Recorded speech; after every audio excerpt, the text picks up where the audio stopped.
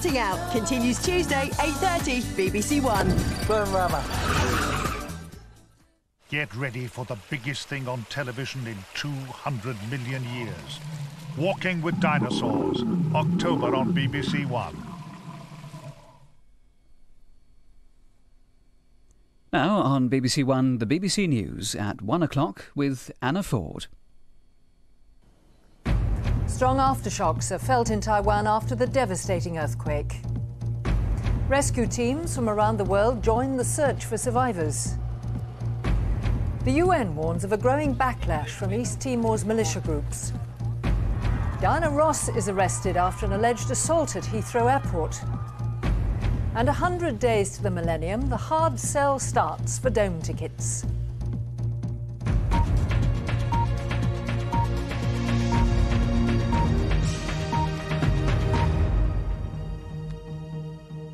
Good afternoon. Rescue teams from around the world are flying into Taiwan to help in the search for survivors of yesterday's earthquake. The official death toll is now over 1,800, but it's climbing by the hour as emergency services reach the worst affected areas. Strong aftershocks have slowed down the rescue effort as well as causing massive mudslides.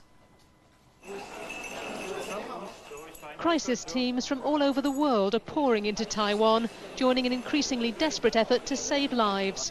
It's a frantic hunt. After 36 hours, the chances of pulling people out alive are fading fast. Central provinces like Taichung took the brunt of the earthquake. Whole buildings have collapsed, whole towns have been reduced to rubble. Further tremors today slowed down the rescuers and increased the danger. In the capital Taipei, the streets are still unstable. Hospitals and clinics are overwhelmed by the injured. The mood is one of shock and disbelief. All of the people here, as of now, they are still hoping they will find their dependents alive, survive. But I don't know. We just have to give them hope to comfort them. Those who did escape with their lives now face other problems. Their homes are gone. They've lost everything. The international rescue effort is giving fresh hope to thousands of families with loved ones still missing. As a second night begins of grief and confusion, Taiwan is struggling to come to terms with its worst natural disaster for more than 60 years. Jill McGivering, BBC News, Taipei. The commander of the UN force in East Timor has warned of a resurgence in militia activity after one foreign journalist was shot dead and 2 others had to be rescued by peacekeepers. The force has just begun its first deployment outside the capital, Dili. 150 men have landed in Bacau on the north coast. From Dili, Angus Roxburgh. Humanitarian aid is slow in reaching East Timor and the people are hungry, so they're helping themselves. This morning, refugees who'd come down from the hillsides broke into a government warehouse, taking rice, sugar and cooking oil. Australian peacekeepers eventually got the situation under control, but it felt uncomfortable stopping starving people from grabbing food. In another part of town, people were handing over a suspected militiaman to the peacekeepers. The pro-Jakarta gangs are said to be stepping up their activities in a defiant last stand. Yesterday, 2 foreign journalists were ambushed and a third from the Netherlands was killed, prompting this warning from the peacekeepers' commander. Stay in this area and do not go back unescorted. Very clear. Anybody who does so will be taking their lives in their hands. Some militia gangs are packing up in the East Timorese countryside and preparing to leave. But there's no sign that these men have dropped their ferocious opposition to the country's independence. At the port in Dili, the Indonesian army is also packing its ammunition and its worldly possessions. This detachment was given its final orders before they set sail for home tomorrow. I will not come back again because Timor is freedom. But before they go, the army and the militia are leaving their visiting cards. Local people told me these shops were set on fire half an hour before we arrived by about 40 regular Indonesian soldiers. The Indonesian military are pulling out of Dili, torching what's left of it as they leave. Clearly the policy must be, if East Timor is to be free, there should be as little as possible left of it for the Timorese to be proud of. Angus Roxburgh, BBC News, Dili. And our correspondent David Shukman is in Dili, and there's a slight delay on this line. David, we seem to be seeing evidence of the militia again being violent, these anti-independence militia. That's right, Anna. I spent much of today driving around this city, Dili, and almost everywhere you go you see columns of smoke rising above the skyline. It's quite clear the militia groups are still active. Despite some claims of some commanders here that they are getting the city under control, it is a very, very nervous place indeed. They are trying to make arrests. A total of about, I think, half a dozen militiamen arrested by Australian forces during the course of the day. But that is the tip of the iceberg, obviously. And the great fear is the militiamen are either finding places to stay and hide and carry on their fight against independence, or are fleeing to West Timor from where they might hope to carry out cross-border strikes and terrorist operations in the years to come. And the UN troops have got a very big job on their hands, haven't they? It's a very large territory, and they've only got 8,000 troops compared to 50,000 in Kosovo. Well, that's right. There is certainly some nervousness one can detect in certain quarters within the multinational force about whether there are going to be enough troops to handle this situation. East Timor is vastly bigger than Kosovo. They have about a projected 8,000 troops for this operation. They had about 50,000 for Kosovo. Quite clearly there is a shortage of numbers. The question is whether they can deploy the forces they have in a way that will be effective. And I have come across senior figures within the multinational force who have expressed doubts about whether the operation can be carried out successfully, given the small numbers of forces they do have available here. David Shukman in Dili, thank you very much. MPs have called for new safety limits on the amount of radiation that can be emitted from mobile phones. They say the maximum should be cut to a fifth of its current level. The new limit would bring the UK into line with other European countries. The MPs, members of a common scientific committee, also say there should be more research into the health effects of mobiles. An estimated 16 million people in the UK now use mobile phones. There's been concern that they could cause nausea, headaches, sleep problems and even cancer. Today's report says there's no strong scientific evidence to support that, but recommends the government adopt a new tighter European limit on phone emissions as a precaution. The current limit recommended by government experts is 0.4 watts per kilogramme of your body. The European recommendation is 0.08, one-fifth of the current British limit. Government advisers say they're prepared to accept that. What we have to say is the main level is set on scientific grounds, and that is perfectly safe. If our elected representatives want to introduce an extra safety factor for members of the public, of course we'd accept that. Some research has been carried out into the health effects of mobile phones, but today's report says the government simply isn't doing enough. The budget for research at the present time is £60,000, which I think I said in committee is really one person and a dog. And one person and a dog does not seem to be enough funding for our fastest growing industry. Mobile phone manufacturers themselves have spent millions studying the issue, and they welcome today's report. This is a very, very reassuring report. It is a report written by an all-party parliamentary committee after taking very wide-ranging evidence from a wide range of people, and its bottom-line conclusion is very, very reassuring to the public. There's no new scientific evidence that using mobile phones can damage your health, and it's thought that many manufacturers already comply with the new tighter guidelines on emissions. But today's report and the calls for further research will fuel fears about the possible dangers of using mobile phones. Christine McGurty, BBC News, Central London. Chris Rousell is from the Consumers Association. Do you think we're right to be concerned about radiation from mobile phones? What do you think of this latest report? Well, the problem is that no one really knows yet. I mean, there's quite a lot of research going on around the world into the health risks, but there's nothing that's actually statistically significant or definitive. So that's the problem, we don't know. So we don't know much about it. Clearly there ought to be more research going on then. That's it. I mean, Consumers Association would support as much research as possible into this issue.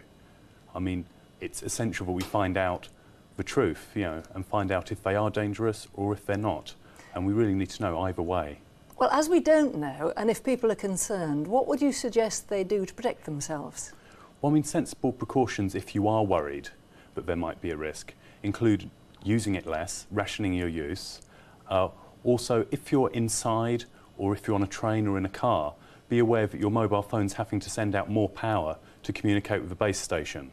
So there is more radiation being pumped out of it in those situations. So possibly ration use there even more. And does putting a cover on the phone make any difference?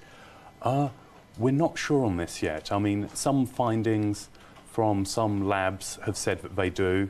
And the other thing is using a hands-free kit obviously gets most of the mobile phone far more distant from you. So that's probably safer if there is a risk. And the problem is we don't know if there is one. Clearly we need more research. Chris Razzle, thank you very much. A commission set up by the Conservative leader William Hague says that Britain will prosper if it keeps the pound and doesn't take part in European monetary union. The commission, headed by the former Conservative cabinet minister Sir John Nott, warns that Britain would lose global influence if it did join EMU. And it says there's no evidence that Britain risks losing investment and jobs if it stays out. The singer Diana Ross has been arrested at Heathrow Airport following an alleged assault on a woman security officer.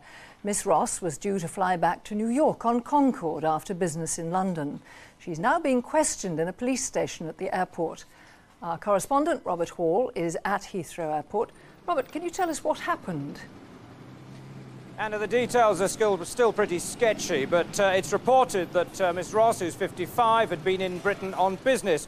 And she was here at the airport to catch a mid-morning Concorde flight back to New York. Now, apparently she'd gone through the ticketing procedure and had reached the security check. Something happened during that security check, which reportedly led to a member of the security staff asking Miss Ross if they could carry out a body search. And it was during that incident that the alleged assault took place. Now, it appears that Miss Ross went on to the plane. She boarded the plane. Police were called. They went onto the plane themselves, escorted her off, loaded her into a van and then drove her here to Heathrow's main police station, where she is now. Have the police made any statement about it yet? No, not yet, and as you can see from the numbers of journalists outside, they're under some pressure to do so. As is always the case in an early stage of an investigation, they will simply confirm that a woman has been detained in circumstances which follow the lines that I've already mentioned to you. They haven't named Diana Ross yet. They tell us that a press officer is on their way from Scotland Yard and that we can expect a slightly more detailed statement sometime in the next hour or so. Robert, thank you very much. And the time is 12 minutes past 1, and later in the programme. Are the men of the 90s going through an identity crisis? And the latest from inside the Millennium Dome, but how much will it cost?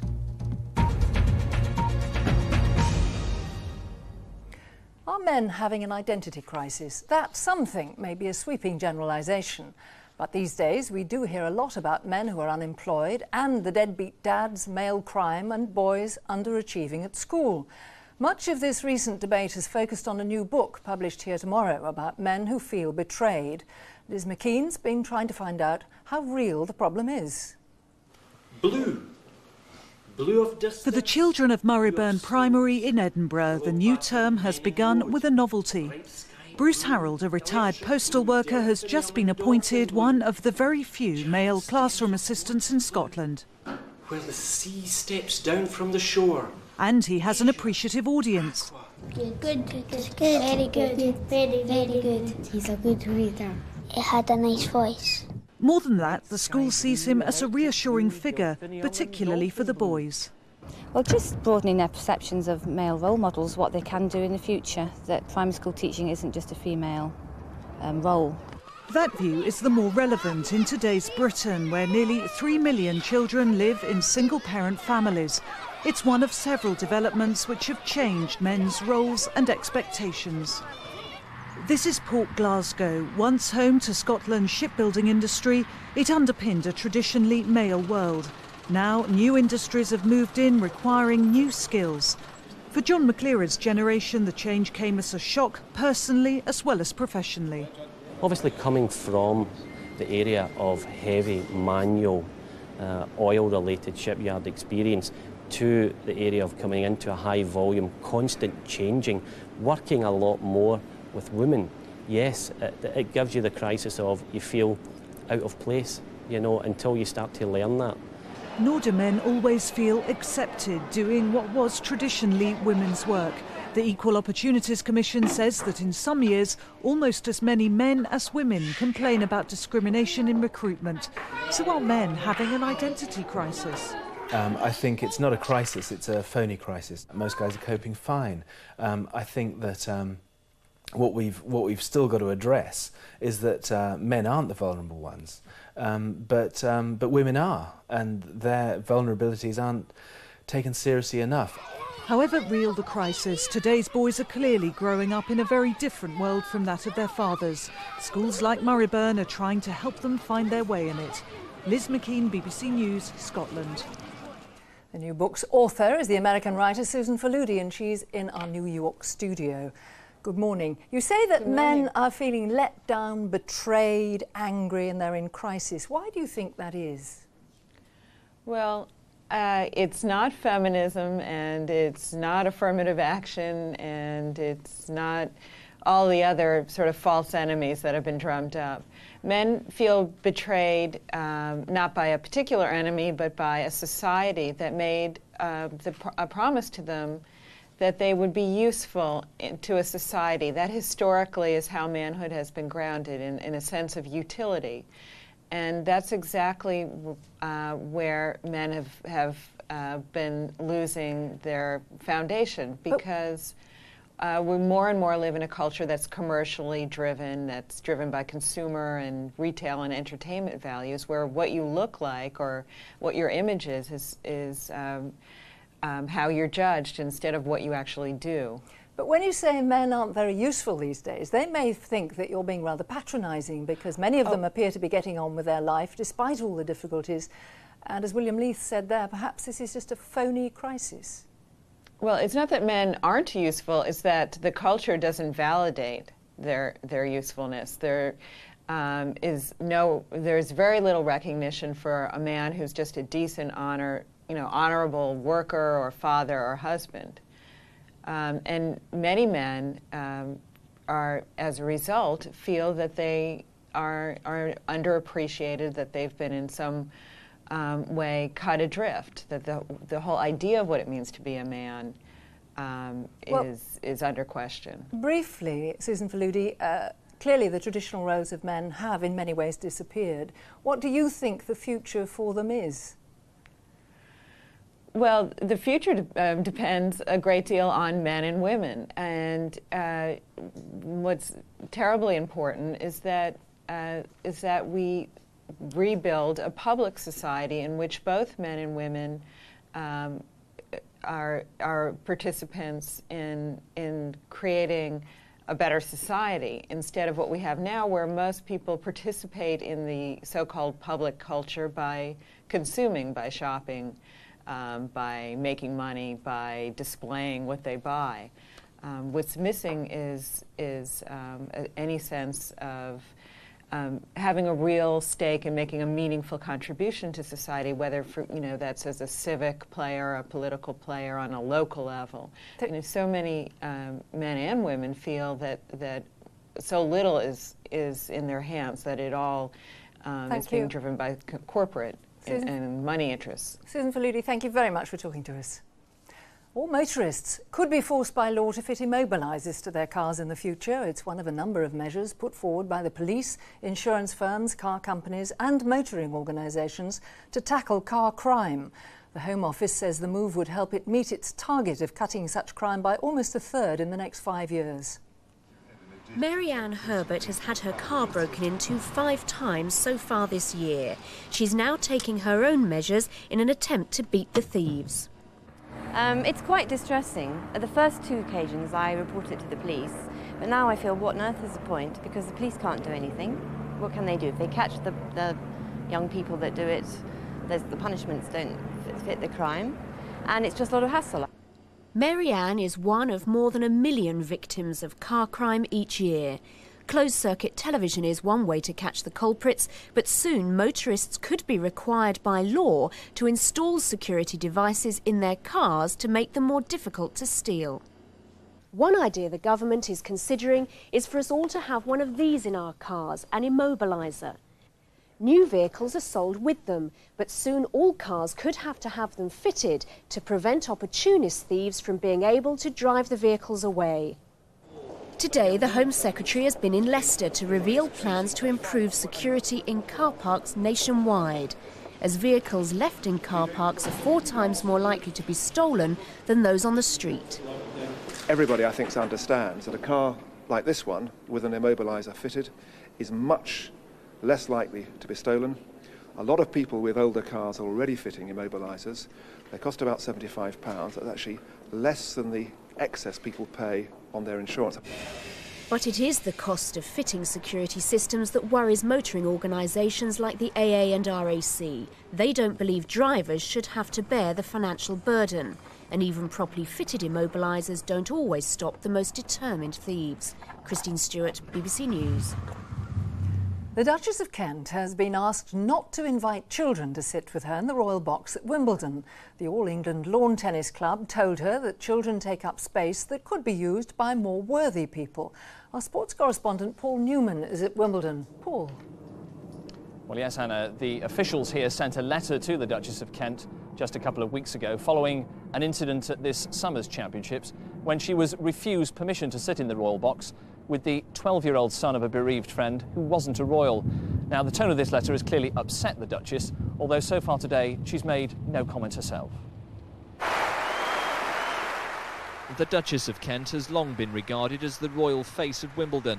For 30 years she's presented trophies to the winners, and in doing so she's become synonymous with the most prestigious tennis tournament in the world. This morning at Wimbledon, officials acknowledged that a letter had been sent to the Duchess reconfirming the guidelines on guests for the Royal Box.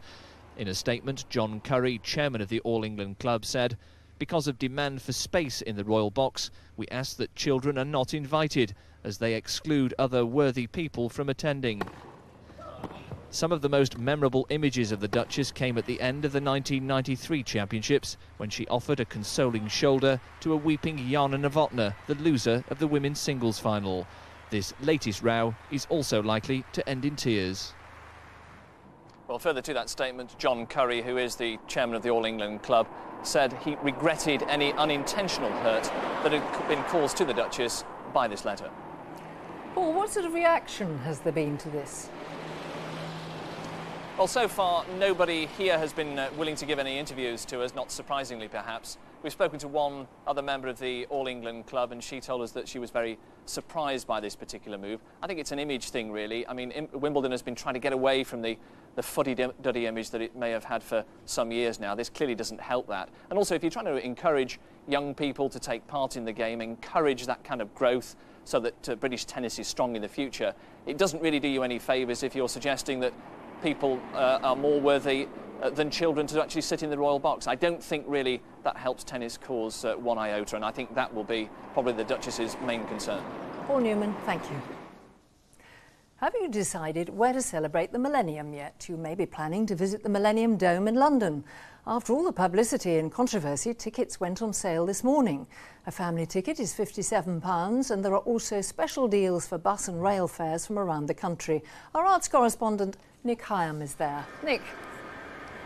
Anna, the Dome's the focus of one of the biggest marketing campaigns since the launch of the National Lottery, so it's appropriate that the lottery, which helped pay for it, is selling tickets too, printed out from lottery terminals like this one. There's also a telephone hotline. You can buy tickets at bus and rail stations and on the internet. It's all designed to make it as easy as possible to splash out on a day at the Dome.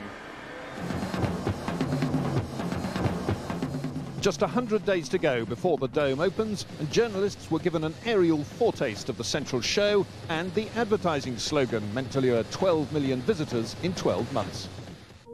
One day, I'll land on Earth like an alien from outer space. A television commercial broadcast for the first time tonight details some of the things you can do on that amazing day. The Dome itself is still a building site, but the first of 14 exhibition zones is now finished. Living Island recreates an English seaside scene. It's about our environment and the way we treat it, and there's an amusement arcade full of interactive games. There will not be long queues. It will be possible for everybody to see the central show and for everybody to see the Blackadder film. And it will be possible to get round a very large number of the exhibits in the course of a day. There's still much to be done, but despite a one-day strike yesterday by electricians and a work to rule by steel erectors, they're confident they'll be ready on time. I have seen an awesome process and an awesome project being run with incredible efficiency, delivering each of the targets on date, on deadline and on budget. Look what we've done in the past. I'm quite sure we'll be ready on the day. Research shows the public's still sceptical, but the more we know about what's under the dome's huge roof, the organisers hope the more enthusiastic we'll become. Like everything connected with the dome, the hype is huge, but then it has to be if they're going to get those 12 million visitors. Anna. Thank you, Nick. Well, throughout the UK, hundreds of events and projects to celebrate the millennium will also be taking place. Our Millennium correspondent, Emma Simpson, has been looking at what's on offer if you're not planning a trip to Greenwich. Emma. Well, Anna, the Dome may be the centrepiece of our Millennium celebrations, but more than £1 billion worth of lottery money has been given to lots of other projects, big and small. 22 cities across the United Kingdom will be holding official Millennium festivals starting on New Year's Eve. Leeds launched its plans for celebrations this morning with the help of a young drama group. Like all the other big Year 2000 festivals, they won't cost a penny to take part. But most of our lottery money has gone to more longer-lasting attractions to mark the millennium. 186 big projects are being funded. This was the first one to be finished, the Dynamic Earth exhibition in Edinburgh, the world's first geological visitors centre, and it's already attracting hundreds of thousands of people. But there are some unusual community-based projects too. In Northern Ireland, for example, they've been raising a 10-metre high stone monument using the muscle power of 1,000 young people. Now, those responsible for helping to fund all these Millennium projects told me how the money is being spent. We're supporting hundreds of projects across the country, but they weren't our ideas. They were the ideas of the people of Britain, and we had to turn down 90%. So what we're supporting is the cream of the crop, and there's something for everybody out there, wherever you live. And we're creating a lasting legacy for our children in the new millennium. So something, it seems, for everyone, even if you can't or don't want to make it to the Dome. Anna. Thank you, Emma. Tony Blair says there will be a permanent memorial to Diana, Princess of Wales. Plans are being drawn up for a fountain in one of London's royal parks. The Prime Minister said it would mark the life of a very remarkable woman. The announcement follows a sustained public campaign to commemorate the Princess. In Cambridge today, a rose garden dedicated to the memory of the Princess was officially opened to the public. It's been paid for by the council and is meant as a place where people can sit and reflect. But until today, calls for a national permanent memorial had come to nothing. On the second anniversary of Diana's death 3 weeks ago, the mood in Kensington Gardens was militant. A petition demanding a memorial was signed by 7,000 people in just 2 days. The Memorial Committee, headed by the Chancellor, had seen their plans for a garden in Kensington scuppered by local opposition, and there were no further meetings scheduled. Now, though, the Prime Minister has confirmed that there will be a memorial. He said, "It's very important that we honour the memory of someone who not only is very dear to people in this country, but also achieved a lot." The proposal for a fountain has delighted campaigners. It doesn't have to be a big pretentious monument, I don't think. And I also think that would cause more controversy because people would say too much money was being spent. I think a small fountain with some rose beds round maybe would be lovely. Some of the money will come from the proceeds from the Diana Memorial coin issued earlier this year, but most of it will come from public funds. There's little doubt that public pressure has played a large part in this decision. The next stage is for discussions to be held with the Princess's family and with the Royal Parks Agency about just where the memorial should be and what form it should take. But the hope is that by next summer, there'll be a new focal point for people who want to mark the 3rd anniversary of Diana's death. Jenny Bond, BBC News at Kensington Palace. And that's all this Wednesday lunchtime from the BBC News at 1. Good afternoon.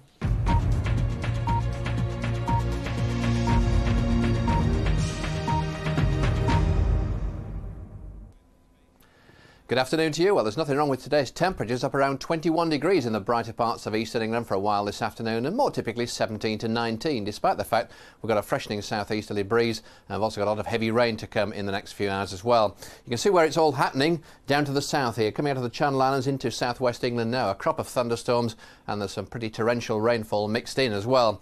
Those showers have been gathering over the past 2 or 3 hours in particular. Some heavy rainfall. There's a chance of some local flooding too after all the heavy rain we've had recently, and some showery bursts of rain now gathering across Wales into the Midlands and onto the western side of London. But elsewhere, further north, at the moment it's pretty good. But we do need to watch out for this pretty bad weather for South Wales and South West England, especially over the next few hours. Some very, very difficult conditions indeed. Heavy downpours of rain and some thunderstorms. And eventually we'll find these showery bursts of rain extending north across many parts of the country through the rest of today and into tonight as well. That's the afternoon picture then. Much of Scotland will stay fine, but it's rather grey and dreary on that eastern fringe around Dundee in particular.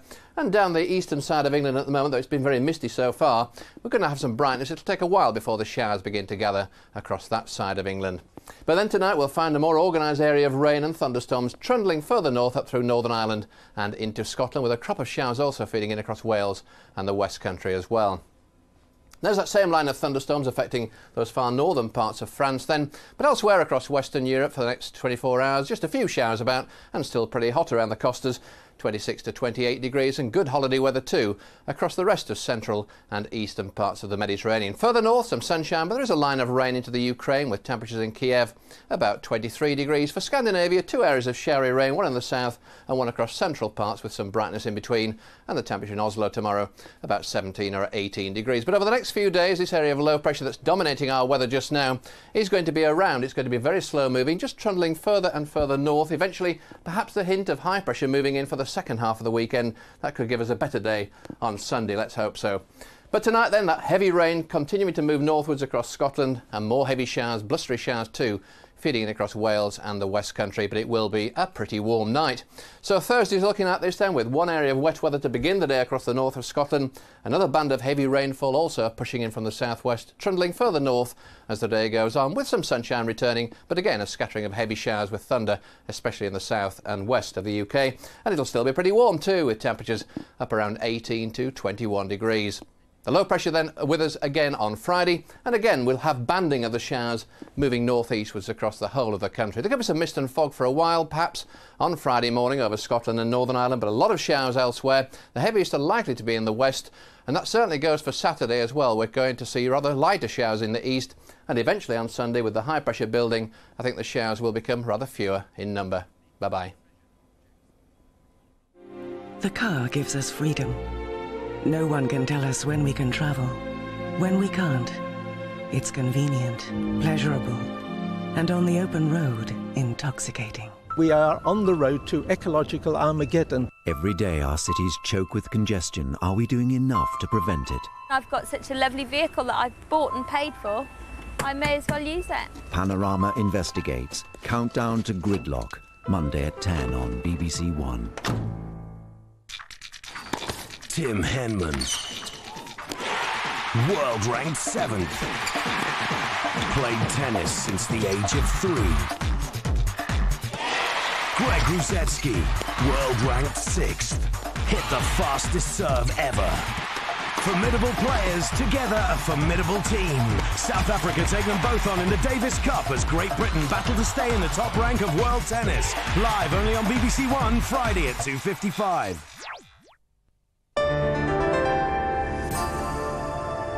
This is BBC One in the South East. Now a summary of the news with Leon Hawthorne.